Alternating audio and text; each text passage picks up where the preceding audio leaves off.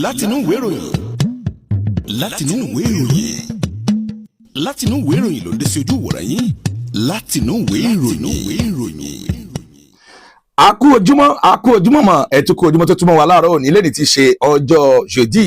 ọjọ́ àlàmísì ọjọ́ kẹrin oṣù ìkẹfà ọdún ẹgbàá ó lé mẹ́rìnlélógún tí ń pe ọjọ́ yìí ní yorùbá ní ọjọ́bọ̀ ẹ káàbọ̀ sórí kókó onúwé ìròyìn ilé tí a pè ní látinú ìwé ìròyìn tó ń dé sí ojú ìwòran yín lórí ìkànnì iléeṣẹ́ Ọ̀sánà TV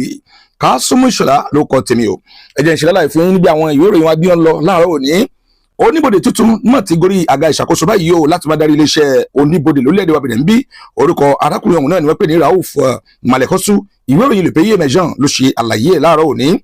ẹ wo lórí ọ̀rọ̀ ìwòsàn eléyìí tí ó wà lórílẹ̀‐èdè wa Benin bí ìjọba àpapọ̀ ti yàwó tòlùtòlù lólẹ̀ fún àti máa ṣe àmójútó àwọn aláìsàn ní ìpele àkọ́kọ́ nígbà tí wọ́n bá délé ìwòsàn ní orílẹ̀‐èdè wa Benin bí ìwé ìròyìn Lábùsọ̀ ló sọ nípa ẹ̀ láàárọ̀ òní ọ̀rọ̀ lórí ètò ẹ̀kọ́ àwọn obìnrin lórílẹ̀‐èdè wa Benin bí wọ́n ní láti ìyàrá tí ṣe ìkeje títí lọ dé ìparí ẹ̀kọ́ gíga lórílẹ̀‐èdè wa Benin bí ìjọba àpapọ̀ ti sọ́dọ̀fẹ́ fún gbogbo àwọn obìnrin láti máa rí eléyìí kí àǹfààní ńláńlá kó lè bá a kàn wọ́n ìwé ìròyìn ló matinal ló kọ nípa ẹ̀ ìwé ìròyìn tí wọ́n kórìkọ ẹ̀ nílò matinal kan náà ló ṣe lálàyé pé ní àwọn ìpínlẹ̀ 12 ọ̀tọ̀ọ̀tọ̀ lórílẹ̀‐èdè wa Benin wọ́n mọ̀ ti yan àwọn gómìnà ọ̀tọ̀ọ̀tọ̀ o ǹjẹ́ gómìnà eléyìí tí wọ́n yàn lásìkò tá a wà yìí wọ́n ní gómìnà 6 ọ̀tọ̀ọ̀tọ̀ ló jẹ́ nìkan eléyìí tí ó jẹ́ ẹni tuntun nínú àwọn gómìnà tí wọ́n yàn nígbà tí àwọn gómìnà eléyìí tó ti wà ńbẹ̀ tẹ́lẹ̀ rí wọ́n yan bíi 6 ọ̀tọ̀ọ̀tọ̀ nígbà tí àwọn méjì tí wọ́n tún tẹ̀síwájú nínú ètò yìí náà pẹ̀lú ẹ̀ tó fi jẹ́ 12 ìwé ìròyìn tí wọ́n porúkọ ẹ̀ ní ìwé ìròyìn ìyẹn Le Matinal ló kọ láàárọ̀ òní ẹ jẹ́ ń lọ sí ntọ́kọ́mọ́tì ìwé ìròyìn La Nation tó jáde láàárọ̀ yìí ìwé ìròyìn ti sọ nípa ìjọba àpapọ̀ òní ààrẹ Rọ̀mí Àlùwàdáyìn gbìyànjú láti lọ kàn sí ààrẹ orílẹ̀-èdè èyí tí ń ṣe ti ilẹ̀ Togo níbi tí wọ́n ti fi àǹfààní sílẹ̀ láti jọ sọ̀rọ̀ lórí bí ìbáṣepọ̀ tó dánmọ́rán ṣe lè wà láàrin àwọn méjèèjì fún ìtẹ̀síwájú ọ̀tun wọn ní ọ̀nà tí ó kúrò ní ìlú Kútọ̀nù lọ sí ìlú Lomé ìyẹn ti ṣe orílẹ̀-èdè Togo ni yóò di ti gbogbo ẹ̀ wà ní orí ọwọ́ tó tọ́ àti èyí tó yẹ bákan náà ni ìwé ìròyìn míì Nasira sí lálàyé lórí ìkànnì wa láàárọ̀ ní pé ó ní èlò gan tiẹ̀ làwọn ìjọba tó bá jẹ lórílẹ̀-èdè Benin bí tó bá kúrò lórí àga ìṣàkóso ìyẹn àwọn ààrẹ èlò ni wọ́n ń gbà ní owó ìsinmi àfẹ̀yìntì kò yé mi o ó fi ààrẹ Patrice Talon tó ṣe kúrò lórí àga ìṣàkóso hàn ó fi ààrẹ Dr. Boni Yayi hàn àti ààrẹ Nisifor Dídọ̀dé Soglo ó ti ṣe àlàyé náà o pé ká sọ òdodo èlò ni owó tí wọ́n ń gbà gẹ́gẹ́ bí owó ìsinmi àfẹ̀yìntì àlàyé eléyìí ó gbójú ìwé ìròyìn náà láàárọ̀ òní kí ló wà nílẹ̀ fún àwọn tí wọ́n jẹ́ kọ̀ǹsẹ̀yé mínísítà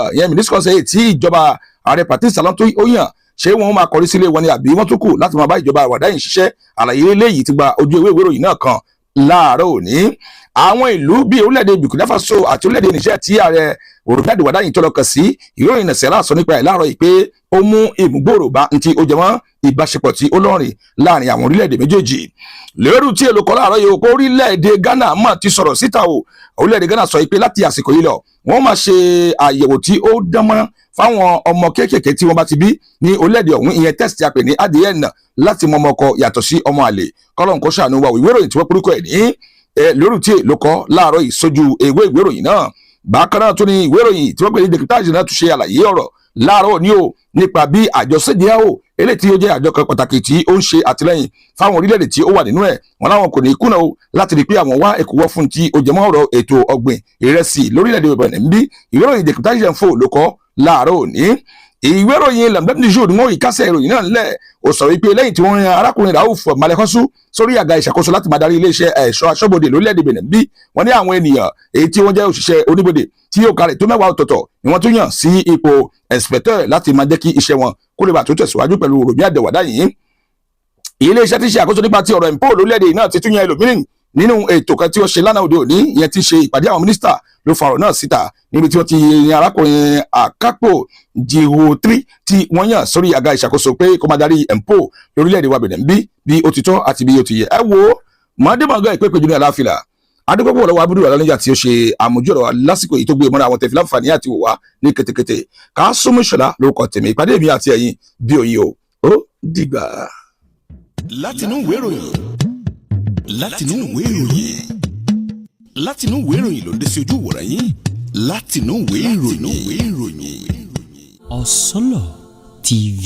ìmọ́lẹ̀ gbogbo ọmọ ànàgó.